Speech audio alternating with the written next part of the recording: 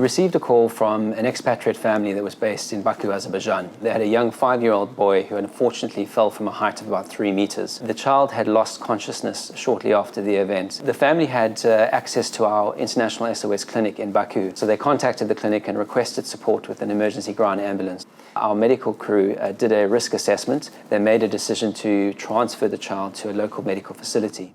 The child underwent appropriate diagnostic investigations, which confirmed that unfortunately the boy had sustained a fractured leg as well as a fractured skull with some bleeding in the brain as well. The parents were very, very concerned.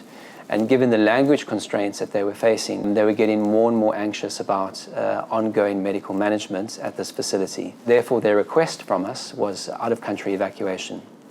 What we were able to achieve was to send one of our doctors from our clinic to the hospital to be at the bedside of the family. This reassured them in terms of getting reliable information, but also to be able to provide the language support and support on the ground. We were also able to obtain the actual images of the X-rays and the CT scans.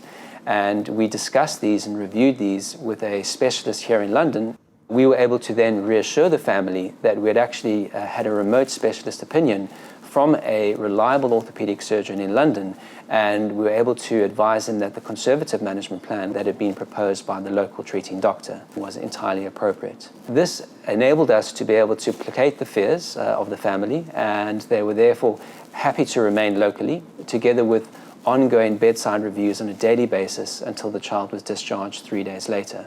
I think the strength of our assistance provision is multifactorial. Number one, we have 27 assistance centers, which gives us very, very in-depth local knowledge, and we leverage on the language support, the cultural understanding of the way in which doctors engage with each other in different regions. We also then have our medical services division, which allows us to have medical staff on the ground in a lot of key locations.